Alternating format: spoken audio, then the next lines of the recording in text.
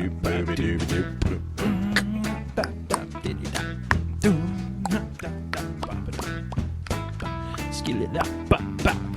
welcome y'all! Hey! That's right. This is the Pregame Engineer Tailgate Mayor Racing Podcast, episode number 63 for Thursday, September 15, 2016. I'm Tailgate Mayor Rusty Wallace, joined, as always, in the Pregame Engineer Tailgate Mayor Podcast studio in Atlanta, Georgia. It's Pregame Engineer Andrew Shoren. What's up, dude? Better late than never, as anybody who's late would say. I don't have anything better to say than that. I'm sorry. It's all good. We're both coming back from little trips here. I was in D.C. all week. Apparently, I live there now half my time.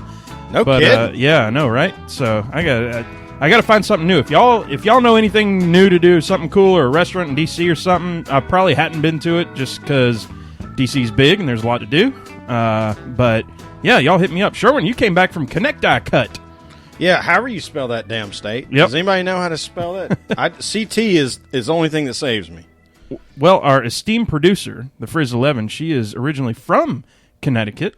So shout out to her on that one, and shout out to you for going and visiting her hometown there. As it were, on Monday night, we had a very informed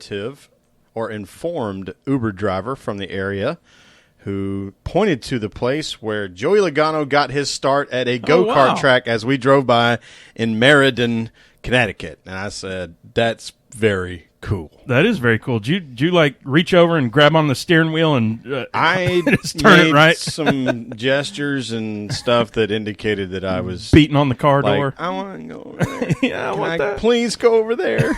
But it was late. We were trying to find a restaurant. As it turns out, in small town Connecticut, Monday night is a very closed night. Well, that'll happen for Connecticut. There you go. Well, it's our first time flying solo in a while. We got to rely on our own charisma or something here. As opposed to crap. I know, right? We're practice screwed. On we're that. Screwed. I know. We kind of flew solo on Darlington, but then we had our surprise guest, Mr. Jeffrey Whitler, who's on with us tonight on the Word has Periscope. He's lurking. He's lurking. He's lurking right here, and lurk for a little while longer, Bubba. We got a question from him coming up in a little while. So yeah, really cool. So we're back in the studio. We're back having our fun, and really had a ton of fun and a lot of good feedback from Kelly Crandall last week. The Kelly Crandall episode has generated the most feedback that we've had yet. Sorry, Jeffrey, you were awesome too, but Kelly was super turbo awesome. She was really cool, really fun to have on. Can't wait to have her on again. And that brings us, right back to where we all start. What you drinking, dude? Well, what I'm drinking is all of your booze. That's true. I have got Coke Zero and White Label Jim Beam. Shocker. Yes, sir. And a White Miller Lite right there. An old reliable. With the koozie. Miller Lite with Talk about the that Darlington koozie. Yeah, that koozie's a And that's Darlington. last year's koozie, 2015. See, we're veterans. Veterans now, yeah. It takes two races. You're a veteran, ready to roll.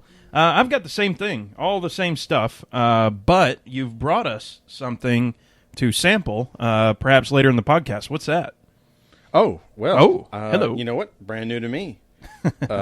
This is called Hellabender Copper Pot Distilled Corn Whiskey, distilled and bottled by Independent Distilling Company, Decatur, Georgia. Hello. Which is why I bought it. Oh, cool. Our bottle is hand-numbered.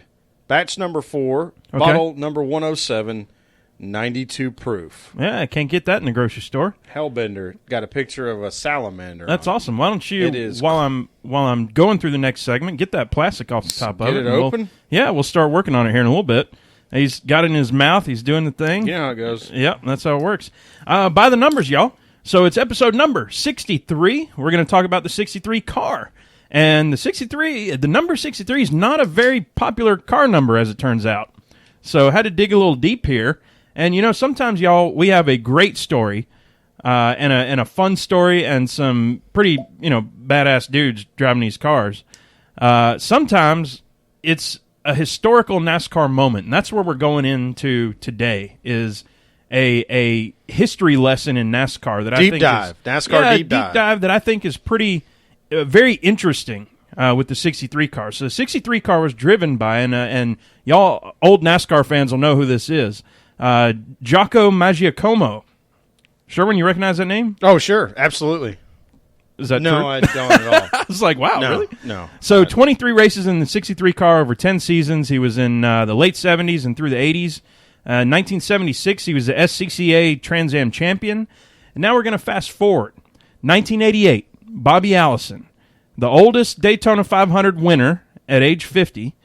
And about 4 months later, in June of that year, they went to Pocono for the Miller High Life 500. Now, that's interesting. That is very interesting. On the very first lap, Bobby's tire went down, and he was famously T-boned by none other than Jocko Maggiacomo. What a jerk. Well, universally, people say it's not Jocko's fault.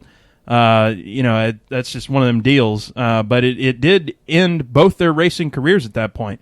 Jocko and Bobby were knocked unconscious. It took half an hour to extract Bobby out of there, of course. He was in the hospital he was half coma dead for like 6 a year weeks. and a half. Yeah. And so, very interesting NASCAR moment. That was the 63 car of Jocko Maggiacomo. And like I said, ended both their careers, which was kind of a bummer. So sorry to bring us down on this one, but I thought it was an interesting, that rings in a new era of safety. It's one of those moments, we have a few of those moments throughout the course of history, especially with somebody like Bobby Allison, who was such a popular guy at that point. We always talk about Dale Earnhardt as well. Those moments that really change the sport, and that's one of them. They're gateway events that have led to safety adoptions that have led us to where we are today. So we can look back affectionately and sorrowfully. Did I just make a word up? Roll with it. With a little bit of sorrow and say, man, I hate it that ended Bobby's career. Yep. But we continue to get better with safety. And we still have Bobby, which is awesome. We still have Bobby. We still have Jocko. So we're raising our glasses today. A little personal touch on it. We both got to shake Bobby Allison's hand, which was really just a cool few years at Bristol, ago, 2 years ago. Yep. Or maybe was that last year? It actually, I'm afraid to say, I think it was longer ago than we think. Probably was. But that's probably the way was. life goes. The way once you start getting in your 30s and deep in your 30s, who knows what was last year versus 2 years versus 8 years ago. It goes by real. Sherwin makes fun of me a lot for that one. I'll be like, oh, remember last year when Georgia Tech won the ACC championship? He's like, dude, 6 years ago. Like, oh. Yeah, well, we're both guilty at times that, the other day, because in the South, the other day is like any time between yesterday and 2.5 years ago. Mm-hmm. And the older you get, it grows. So, like, if we're at 2.5 years now, 10 years from now when we're doing episode 630, the other day could have been like, I don't know. Yeah, when we started the podcast. Yeah, 8 years ago, further. probably. Y'all, you remember when we did like episode 20? Oh, you mean like in like November of 2015 or something? Something like that. I don't even. Where were you going with that? I have no idea. I was rambling. Grandpa's stories will happen too once you start getting a little older. That'll work. Yeah. Well, when you feel like you have to fill time, even though I know we don't, I just did anyway. Well, let's fill time with tearing it down. Oh, and I messed up. We're gonna play it again. That was quick. I know. There it is. There we go. Time to tear it down. We're tearing it down at Richmond. The chase is set, dude. What do you think? I mean, I guess I just have to get excited now for the chase because that's what we do now. We've been doing it for, this will be iteration number 13. Wow. We just started the other day. Yeah, just the other day we had just started the chase. Now I guess this is only the third time we've done this bracketed deal. Yeah. So that's I'm getting into it. Is what it is. I'm getting into it more and more, and the reason is the amount of talk, the amount of stuff people are talking about, the amount of stuff people are fighting about. Not fisticuffs, but people. No, this guy will make it. No, this other guy will make it. Screw you, Brad Keselowski's winning the championship. Blah blah blah. I love that discourse, and I love that we do the same thing in other sports. I know it's tough to compare to stick and ball, but I really like the amount of attention it's getting. So I don't hate the way. I mean, I don't know if we're into the opinion-based section of the tearing it down, but I don't hate the way that it plays out very much like March Madness, where you have your, basically you have your conference tournaments, and you could have a team that went 13-19 in the regular season, and they just get on a streak. They just go on a glide. And next thing you know, they're in the tournament, and they get the exposure of being in the tournament. Well, that team is Chris Buescher and Front Row Motorsports. Mm-hmm. So I don't hate that if I just put on my NCAA March Madness goggles and I go, you know what? That's actually kind of fun. Because what if they win in the first round? And not to say Chris Buescher has a chance to win at Chicago, but he has a chance to not lose. Yeah. You know, he has a chance to put himself into position to get enough points to be better than 13th. Yeah, and we'll talk about that here in a little bit. But most certainly, you're exactly right there. Talk about some of the guys who have some momentum right now. Look at this. We've got look at the top 4, and I wrote it down somewhere on here. Denny Hamlin, of course, he bookended the season. How about that? Daytona 500 and Richmond. I mean, bookended the regular season. That's showing that I've got it at the front, I've got it at the back. You know, what do you want? And a lot of speeding penalties in between. No kidding. Yeah. They led the world in speeding penalties this year. So he did that, and then look at the rest of them. Larson, second. That's like 3 top 3s in a row for him.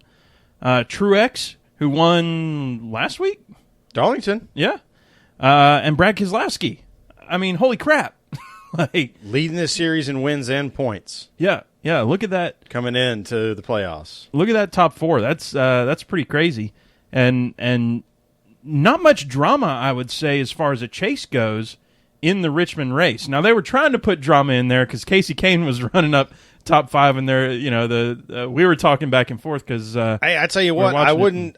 After having listened to Door Bumper Clear, I wouldn't say they were artificially building drama because Spotter Brett was like, "Man, I was a Casey Kane fan. If only he had been 3rd instead of 4th, we might be having a different talk right now."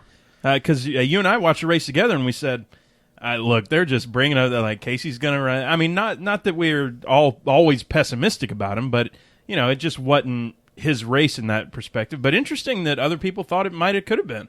Well, he started 4th on the last restart and finished 6th, and the Highline wouldn't go for the second-place driver.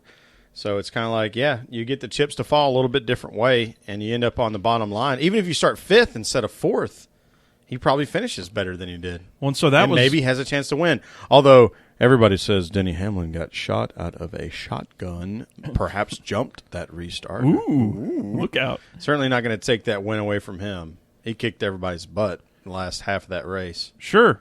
Well, you remember, I mean, that was among our storylines last week was what is Richmond going to do in terms, or what's it going to look like in terms of number of lanes that we're going to have and who's going to be fast, who's going to be slow, top, bottom, middle, maybe 4 lanes, maybe 5 lanes. I don't know. It looked good enough to me. It looked good, yeah. I thought it looked good. I mean, the fact of the matter is we just had 2 Toyotas kick everybody's ass, and we've seen that all year. Yeah, that's nothing new. I mean, you can't get upset about it because it's been on the reg. Yeah. So, I don't know what else there is to say. Like I said, there wasn't a whole lot of drama in terms of chase perspective. Like that was the drama was 10 rows back. Right, where you know nobody's really racing for much of nothing back there. But it was well, one guy was perhaps that Caterpillar number 31 may have been. Well, that drama was a different kind of chase drama. There wasn't a whole lot. That drama. How about that? No, he was Ryan Newman. 31 could have pointed his way in. Yeah, and then the interview afterwards. I don't know. Salty, wasn't it? Salty is the word. I don't know what to say. Oh man, that was Waylon putting extra salt on an already salted chip and handing it to you and pretending y'all are friends. Oh man, that was rough because I mean, what is he alluding to? We know what he's saying, and that's some raw stuff for a guy who, you know, and props to Tony for saying, I'm going into my trailer. I'll be back out in a little while. And he comes back out and he says, yeah, you know, me and Ryan, we've been friends. We've been, you know, coworkers, et cetera, for a long time. And, you know, I still consider him very much friend, blah, blah, blah. Yeah, he said some stuff. There's heat of the moment. Yeah, like he was just really kind of calm about it afterwards. Ryan did not hold any punches in saying, you know, go onto YouTube, look up Tony Stewart, you'll see what you need to see. And my first thought was, well, go on to Twitter and look up Ryan Newman and see what you see, because you're going to see dude who refuses to let people pass.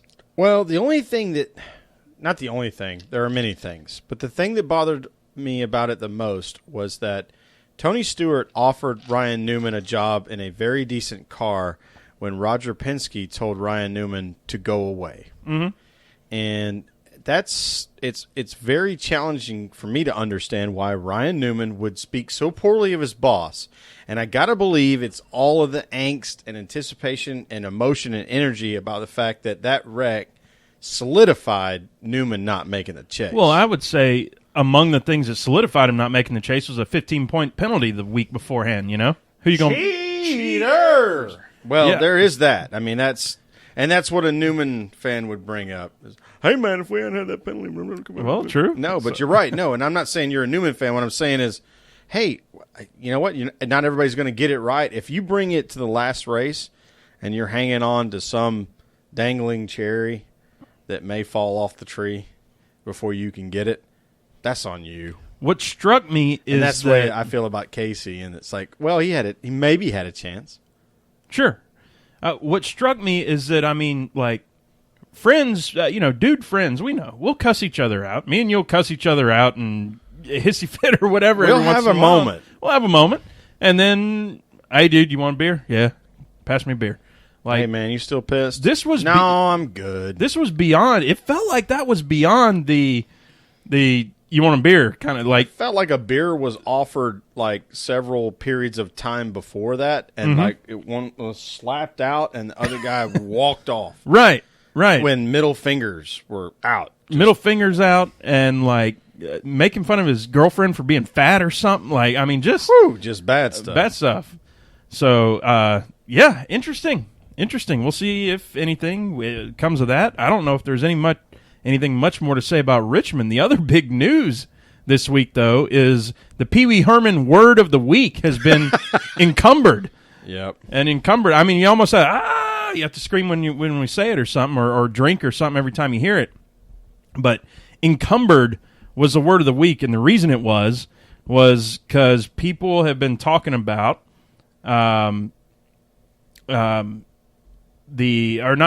sorry, I lost my train of thought. No, it'll happen. It happens to me all the No, time. No worries. so NASCAR came out and they said, we are going to start labeling things an encumbered win. And an encumbered win means the following. Oh, and yeah. they said, you can fail laser inspection. Now, here's my sarcastic, cynical Rusty speaking. You can fail laser inspection, but don't really fail laser inspection. And you can miss a couple lugs, but don't miss a lot of lug nuts. And so I thought that and I'll make fun of NASCAR in that respect. But I'll give them props here in a second.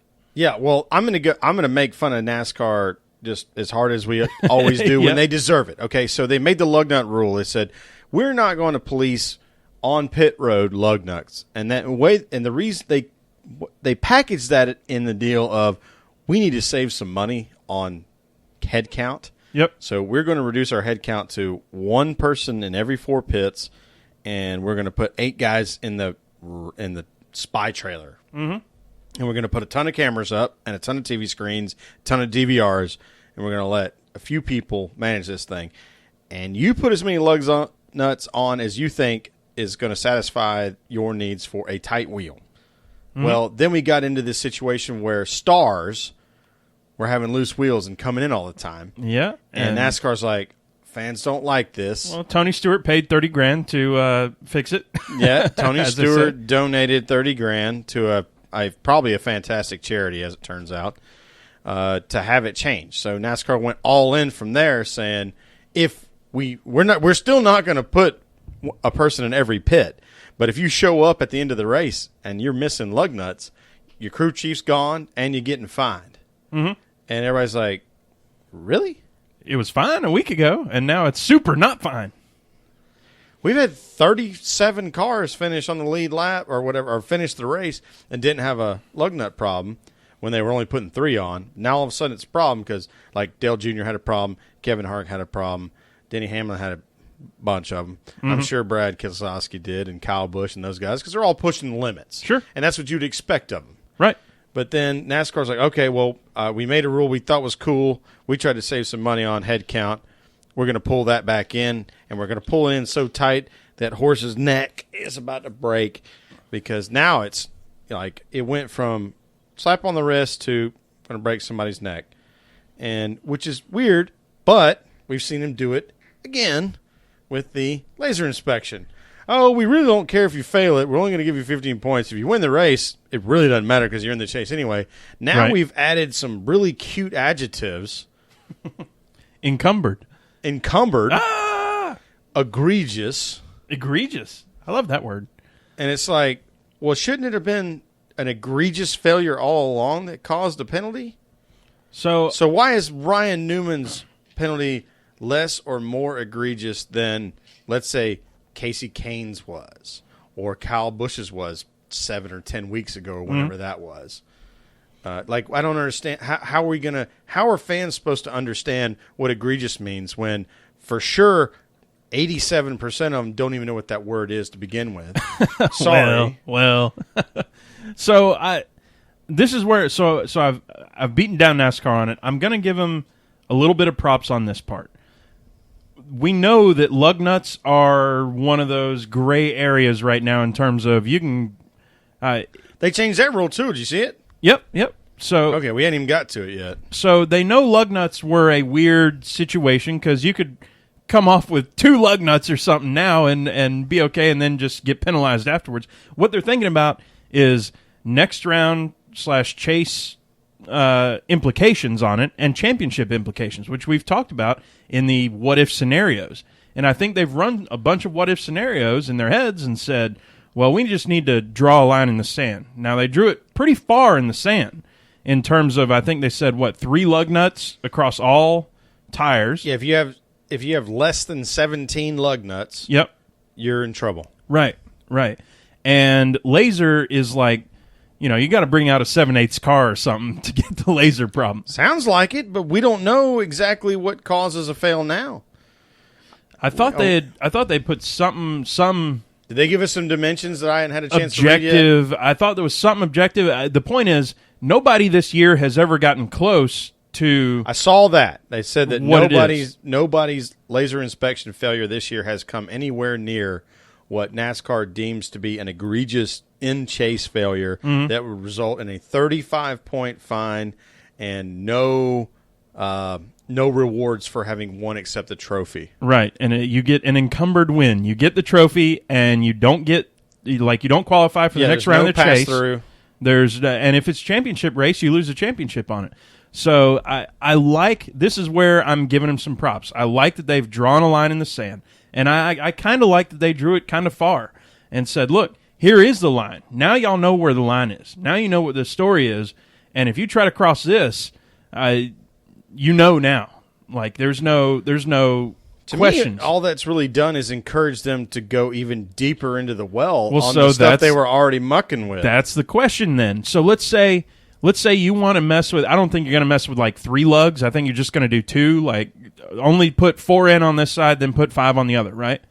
I think that the front probably vibrates more than the rear, so you'd probably go 5 on the front and 4 on each rear. Yeah. Well, let's say they mess up on the front and something happens and suddenly he's out of bounds, And I think this is what you're getting to.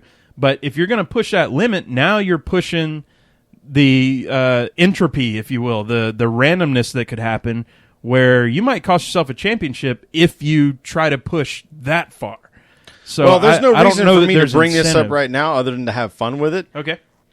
The winner of the race at Homestead, regardless if they're in the chase, is only going to have 17 lug nuts on the car.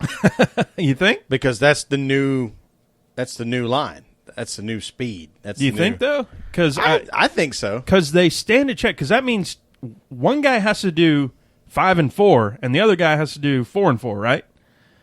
So you got to practice that. What if he misses one of them on the front? They're going to push the limit. It's worth too much money not to. Well, it's a good point. Which brings us to our question that our previous surprise guest and now new friend of the podcast, Jeffrey Whittler at Whittler WITTLER _ Jeffrey says, what's the over under on how many chase teams are going to be taken out of the chase contention with these new rules?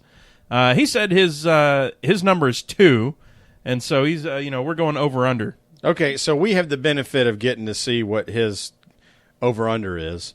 He didn't throw a hook, which you always get when you're giving an over under. Like you a 1.5, must always throw a hook because you cannot guess a half. My guess is if we see one early, like in the first two rounds, elimination segments, okay, the first 6 races, then we'll only see one. Because I think that will be a clue to everyone in the garage. That's too big of a risk. We probably shouldn't F with that. Sure. I don't think we're going to see any, and I don't think we're going to see any because it's so, we keep using the word egregious, because it's so out of bounds of what people have done so far, and I think it's I just don't think it's worth pushing it to that degree of out of bounds. I don't think it's worth it to these guys to push that far. How long does it take to just hit that extra lug while they're still jacking up the other side? I don't think that's... I don't think we're talking about lugs. I think we're more talking about laser inspection on this question. That's a good point, too. Yeah. But and again, the lasers, they're saying, even like with the Casey Kane stuff and the whoever else got it this year, they're saying those were still in bounds in terms of what we're talking about. So it was what they're trying to do is take away deliberate, obvious issues. I don't think we're going to see that. And I think if we did see that, it's going to be from a team who, here's a circumstance where we'd have to see it.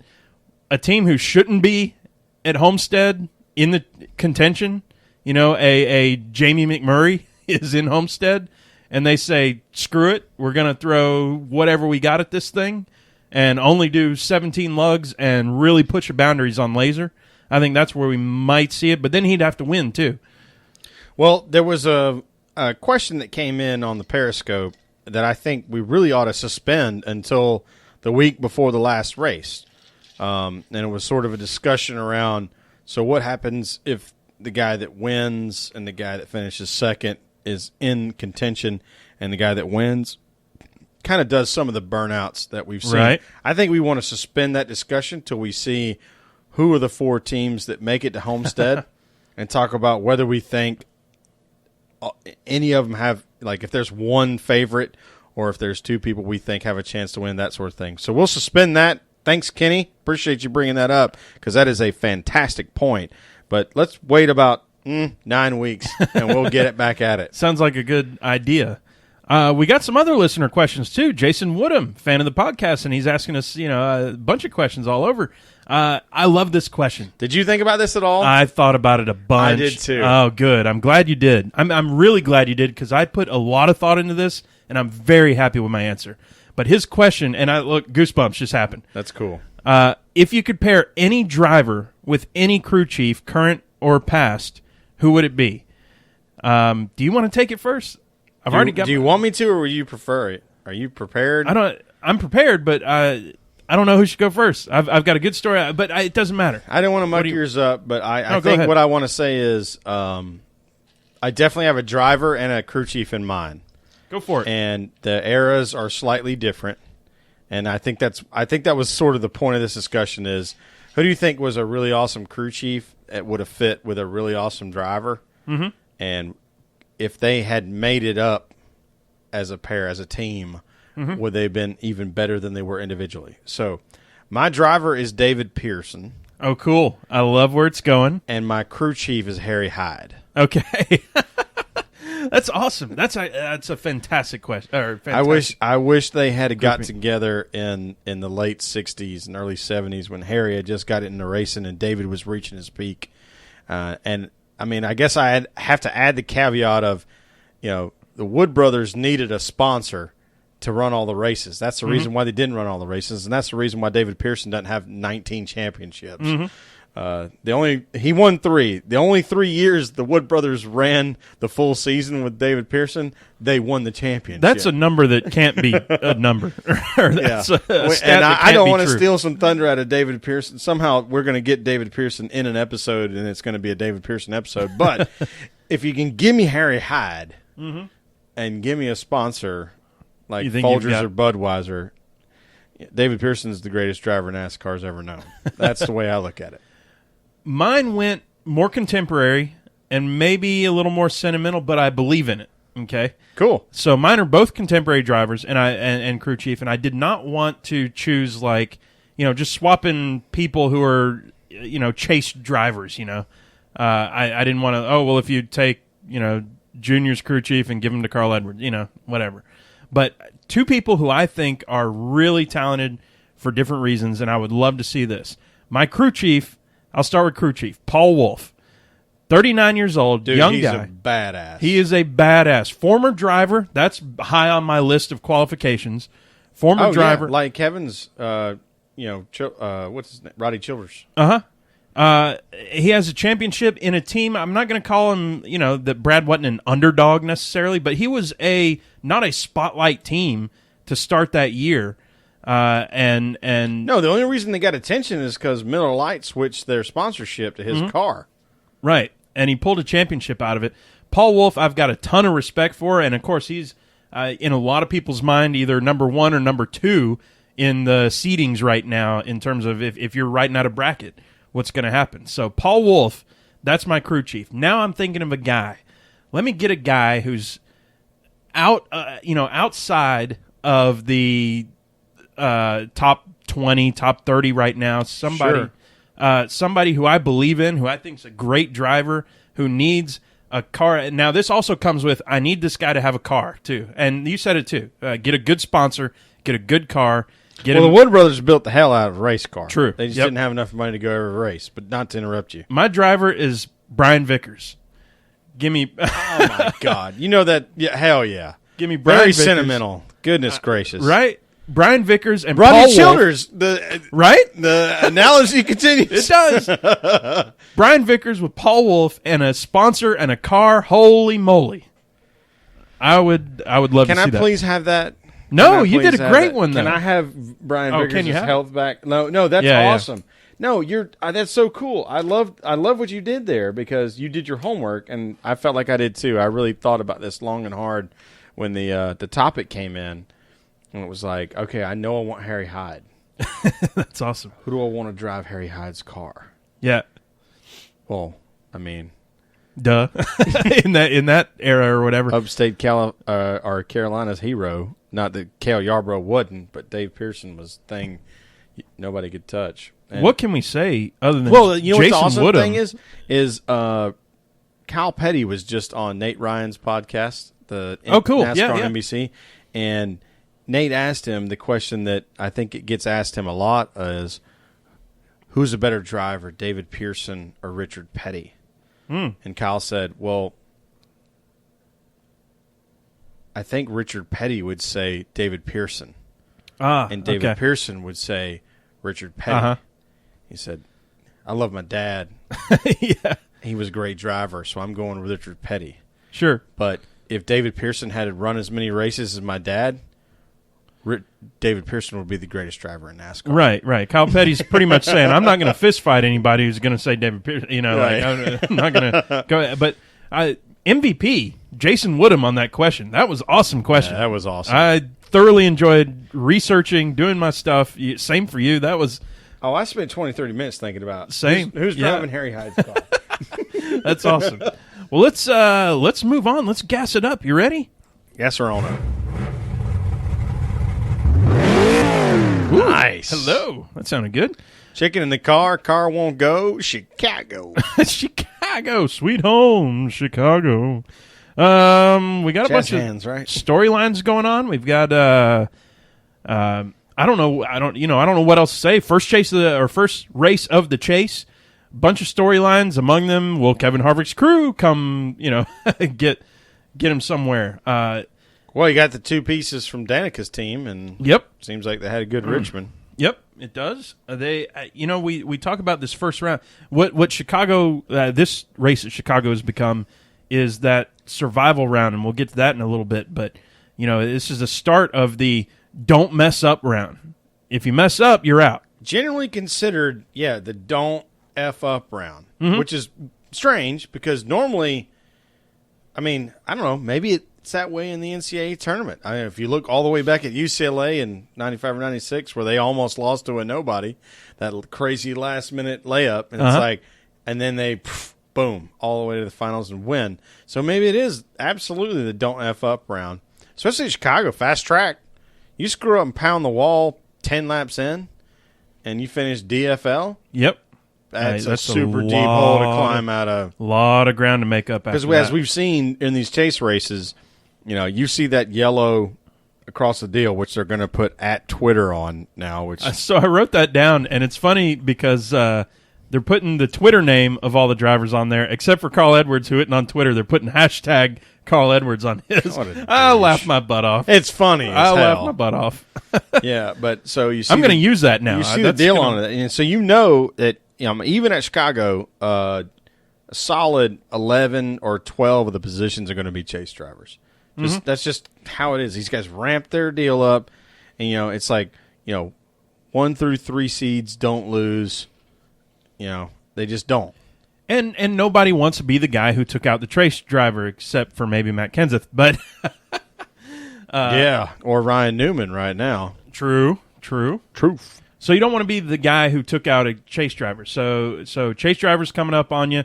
You hear as a Casey Kane or AJ Allmendinger that the 20 car's coming. Okay, let him by. As opposed to somebody else is coming. Well, I'll race them. So I think that whether or not they will admit that that's in their mind, I think we've seen enough evidence over the last several years. Ooh, that sounded like a brewski. That's a thing, and I've come to terms with it. That now the chase drivers are kind of racing themselves.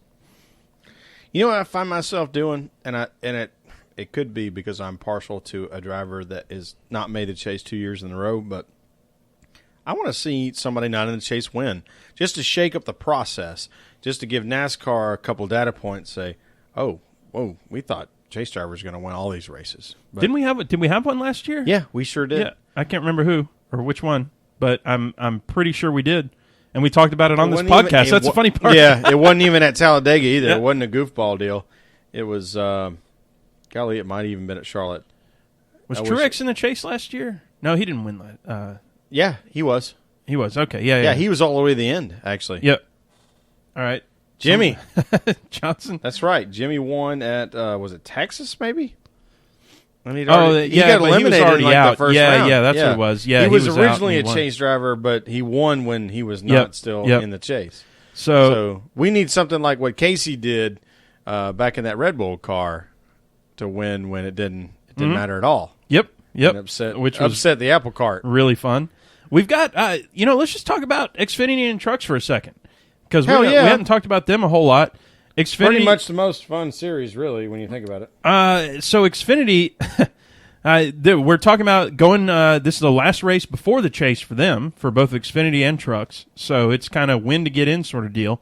We've made fun of the chase a bit this year for Xfinity and trucks, just because of the caliber teams that have to come in or that have to be in, because you have to choose 12 We teams. talked about how it was like 300 points going to be difference between first and 10th or whatever we ended up with. So here's a couple stats with Xfinity. We have 2 teams, and these are bubble teams, without a top 5 this season. Brandon Jones has 10 top 10s. He's actually not really in a bubble position. He's doing good, but he has 10 top 10s, but not a single top 5. Blake Coach has 3 top 10. Cook. I said it wrong. Blake Cook has 3 top 10s. And what's weird about this Xfinity series and the way they're doing this chase, where they value so much on wins, there's only 3 teams with a win. Yeah, they really ought to do this based on eliminating Cup drivers' points. Mm-hmm. Like I'm not in favor of let's pull all the Cup drivers out forever of Xfinity, but let's give the points based on remove the Cup drivers and give the points. Yeah, because there's only 3 teams with a win. Eric Jones, Elliott Sadler. And he's got like 4. Yeah, and Daniel Suarez. Sadler's got 2 or 3. At least 2. The stat was Kyle Busch has more than all of them. Yeah, he's got 8. Right. He's got 8 wins. And the guys who are running for a championship have less or close to less than that. On the bubble, Ryan Sieg is he's got a 20-point lead over Georgia boy. Yes, sir, over Dakota Armstrong for that 12th spot. Blake Koch is just 3 points up on Sieg in that 11th spot, so plenty can happen there. And, of course, when to get in, but, who knows? Kyle Busch will probably win.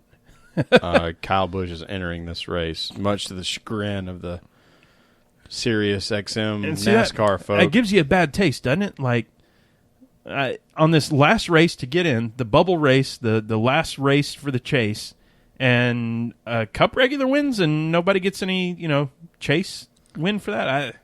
I think that's why we're going to see a big change, good, bad, or indifferent, on how many races a Cup driver is going to get to run in Xfinity. We've talked and about trucks. it. Yeah, we've talked about it before. I think it should definitely be variable upon are you running your own team, which means I don't have a problem with Kyle running his truck. If he's footing the bill and building that truck and garnering his own sponsorship, no problem. But if he's running a Joe Gibbs monster machine funded number 18 NOS or whatever it is today, that feels a little bit different. Well, if you're introducing the chase like we're doing, then I think you have to relook it or look again at how we how the winners are determined. Because again, Kyle Busch has 8 wins here, and those don't mean anything in terms of championship and all that. I think once you introduce that chase, that's where you start having boatload in the manufacturers championship though, which is worth a bunch of money too. True. I mean, when's the last time a single fan has cared about it? No, you're right. No, I 100% with you. The manufacturers care, the fans don't, but it's still worth big bucks, and that's we don't have a line of sight to that because it doesn't matter to us. Right. But Toyota winning the Xfinity Manufacturers Championship is a big deal to Toyota and Joe Gibbs. Yeah. And they have ran away with it. And our friend Jeffrey Whitler just told us that other Cup drivers combined also have 8 wins. So 16 wins out of the 24 or whatever it is. Yeah, what is it? I think it's 23 or 24. Yeah, I mean, it's crazy. So let's go to trucks. A little bit less drama. Pretty much a win-to-get-in situation with Cole Custer trailing Timothy Peters by 30 points for the chase bubble. So you're probably not going to get in on points, Mr. Cole. You got to win that race. Yeah, and lots of people are still thunder pissed over the way John and Hunter Nemechek won that Mosport race. Yeah. And I don't necessarily blame them. I'm not one of them, but that's fine. That's cool. I expect Cole Custer to be really pissed, but to really drive aggressive with a good head on his shoulders. And if he has to dump the leader to win the race, I am not going to hate that. Mm-hmm. Yep. Not for a minute. Matter of fact, looking forward to that race. Hopefully I want that to be the case. Sure. I want him to choose to be faster than the leader and get to choose to move him. Yep. And I want him to move him in such a case that the leader only loses one position, which is what Hunter Nemechek did to him. Let's move on. Don't spin him out and crunch his car. Just bump him out the way. Yep. Let's move on to some picks. You ready to do some picks? Goodness gracious, yes.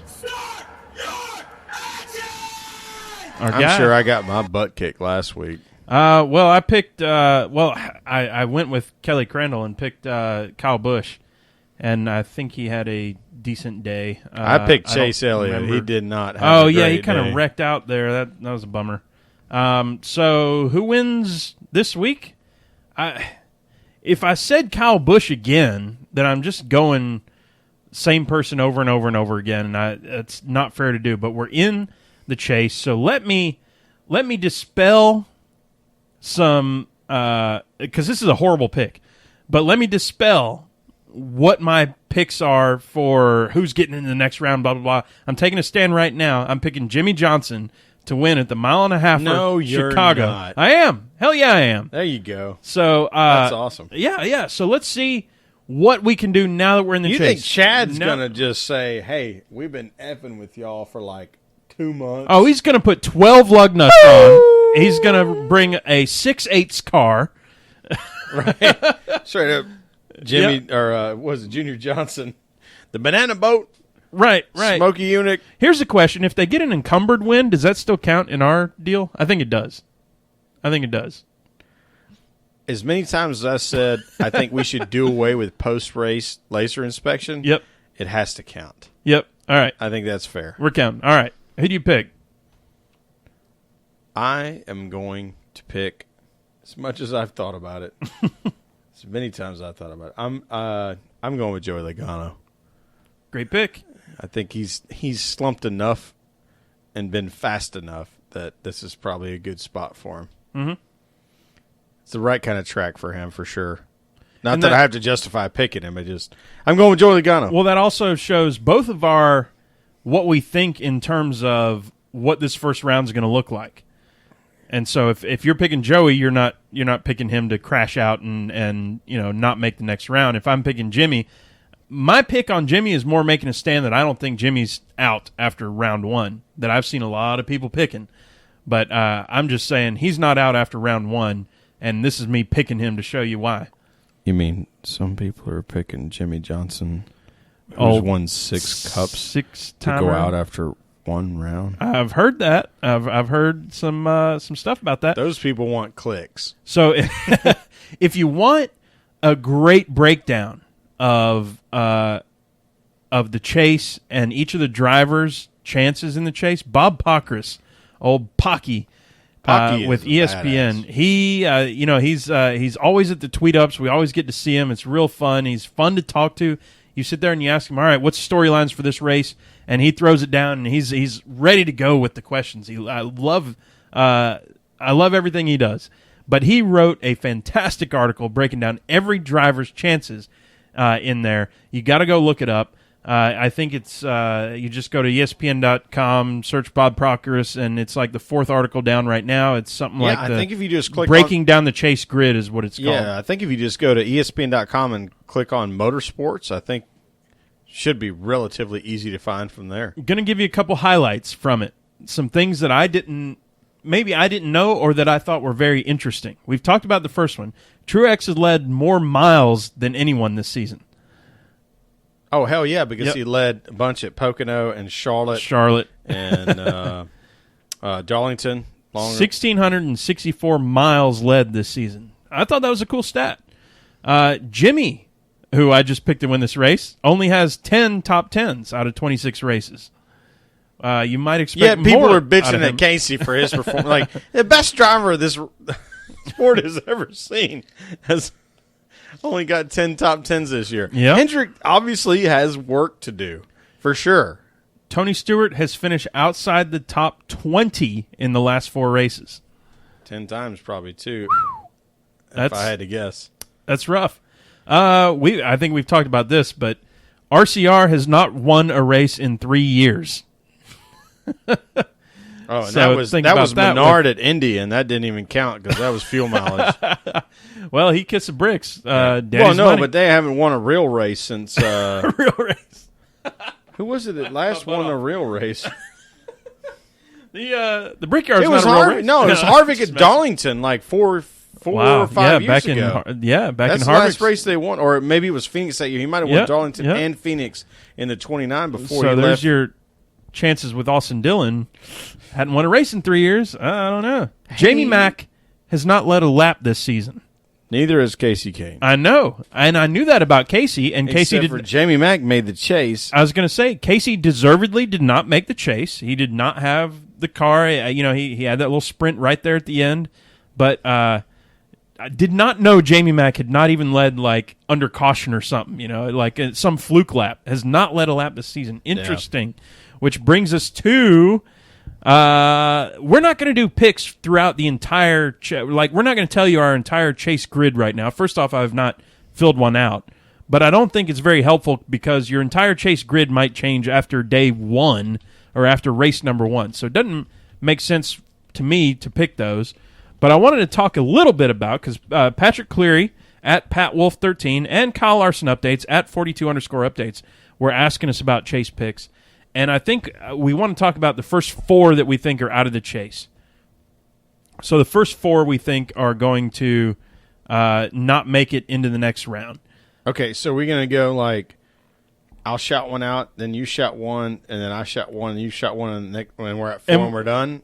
Or we can, fun, or? You can play a trump card, like a bull spit card, right? Yeah, play a bull spit card. Okay. All right. I think Busher we have to both we say. both just throw that out. Easy. So yeah, we have 15 drivers. So now we're just at 3. We're just picking 3. And nothing against Busher. Everybody has to throw that disclaimer out there, but he's making the chase for him, and Bob Pockris even said it. That's his win. So let him have that. Let's move on. Yeah. So do I get to go? Go for it. Tony Stewart. Out. I would call Bullspit, but he was on my list too. Your turn. All right. Austin Dillon. Out. Jimmy Johnson. Bullspit. Out. I picked him to win. I picked him to win. So I'm not. I don't see. So do we have to debate now? I don't see somebody with the consistency that he's had. Again, we've talked about this being a survival round. I think he's a survivor, is what it is. He'll pull off. Here's the thing. He'll pull off top 15 in 3 races. This is my thought. He'll pull off top 15 in 3 races, and that's all he's got to do. And he'll sneak into like 11th or 12th position. That's what I'm thinking. Yep. That's what I'm thinking. I don't hate you for that. All right, but I'm trying to have a little fun with this. No, that's because cool. He's not been running good. No, Hendrick's been sucking. We already talked about it. 10 top 10s. Yeah, throughout the whole season. So, I mean, we've got Busher out. We've got Austin Dillon out. Tony. We've got to contest Tony. Tony, we said. And then you contested Jimmy, which means we're looking for one more. Jamie Mack. I mean, what can I say? Big Macs suck. I love the guy, too. I love the guy. He's really fun. He's fun to... Cessna makes good planes. I think... again, survival round. I think he has one finish. Some of this corn liquor. I had me a little bit. Oh, did you? He had a finish. He'll have him a finish like outside the top 30, and that's going to ruin it. So that is what it is. It's time to start closing it out, man. We're like 51 minutes into this thing. It's crazy. No We've been way. having some fun. I'm serious. As late as I got here. I'm serious. We've been having some fun. Sorry, y'all. We got our to close her down here. We got our Strange with Stang. Let's do it. She gave us a challenge. So Ashley Stang gave us a challenge. Okay, she said you have to do a 10-mile obstacle. Why did she say 10? I don't knows know. 3 is too many. Right. I'm not going to do 10 miles of anything. Yeah, exactly. But you have to do a 10-mile obstacle course. I've already given up. But which NASCAR driver would you pick to go up against? The winner gets $5 million. Active drivers only. This is like the question. Do I get to go first? This is like the question she said, like, would you sit on top of a flagpole for an entire race or whatever? And I'm like, no, I just can't do that. Like, right.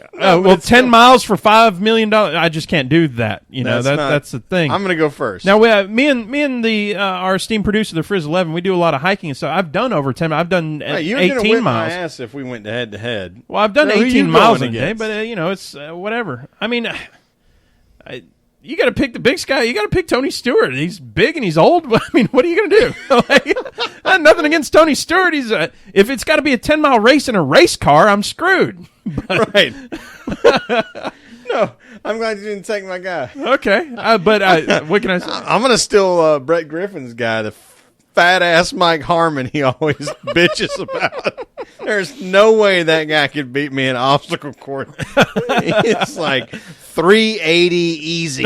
No, that's actually probably making fun. He's way bigger than me, but he gets to race NASCAR apparently and get in everybody's way and be an asshole. So that's fine though. That's my pick though. I'm picking Mike Harmon. I'm gonna kick that guy's ass. P.S. I love you, Tony. I love you, Tony. Please don't hurt me. Let's what is that? Whoa, that's our sheep what was right that? there. That's our sheep. We got a little shout out here. We've shouted them out before. ESN NASCAR podcast, Seth Eves and Matt Owens. I was listening to them earlier this week because I was stuck in D.C. They're out there doing their podcast. It's fun as hell to listen to. And boy, are they know so much. Like, they know way more than I do about NASCAR. It's very impressive. And they also are doing what they can pull up off the top of their head. They're calling races on Rabble, and they're calling football games, too. I mean, everything. They're studying to be on the mic journalist, or what do we call it? Play-by-play / color guy on live sporting events, which is really cool to kind of listen to the way they go about, the way they do things. And they're controversial enough, too. So here's the thing. Like, I was listening, and they're doing their picks for the chase, right? And they're telling me all these stats, just throwing stats at me, throwing stats. I'm like, wow, these guys are really, I mean, they know their stuff. I don't know crap. And they know all their stuff. I'm feeling really small. And then they make a pick that I go, what the hell? So they're fun to listen to. Y'all go listen to them. Find them on rabble.tv.com. Yeah, they're on there, and they're Seth Eves. You can find him on Twitter. And it's at Sports Junkie, and Junkie is spelled with an IE. Yeah. And, we'll Matt tweet him out or Owens something. is at 24M Owens. And those guys are doing a great podcast. They're always on Monday night around 7. They do it live on Rabble TV, which is cool because we like to do ours live too. Yes, sir. We always listen. It's fun. Let's close it out, man. You ready to do this? It's time for the Jelly Bean Closeout Challenge. All in. He's got the jelly beans. Oh, is it time to restock the jelly beans? It's been way past We got time, beer dude. jelly beans. We said that last time. I got way too many jelly beans this time. Oops. All right, Disney, what are we doing on Saturday, dude?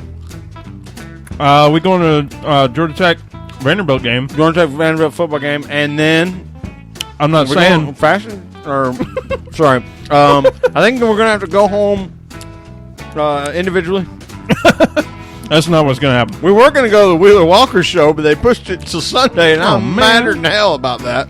Well, y'all get your stickers. Listen, y'all email us, sticker. tweet us, DM us, however you do it. Send us a snail We mail. even have a damn sticker to show. There's one on the front right here. All right here. Or right there. Get on the Wall of Fame. Just send us your picture. I need to update the Wall of Fame. We got a lot new ones. Yeah. A lot of new ones. Send us a DM or an email or whatever the hell and thing. I mean, don't broadcast your mailing address across the regular tweeter. Or do it. Or do. We'll still send you a damn sticker. Y'all, this is the most fun we have every week, and we can't do nothing but thank y'all for listening in, for tuning in, for sharing us, for getting on the Twitter and interacting with us, sending us questions every week. Hey, if you're out there and you're listening, and you're like, boy, I'd like to send them a question. Mouthful of jelly beans here. Yeah, send it. I done Send ate it. mine. Send it. You will get on the show. You will. Your question will be read. We love you for it. You know where to find us, at PETM Podcast. And as always, I'm Tailgate Mayor, at Tailgate Mayor. And I am pregame engineer at pregame ENG. Talk to y'all next week. Thumbs up.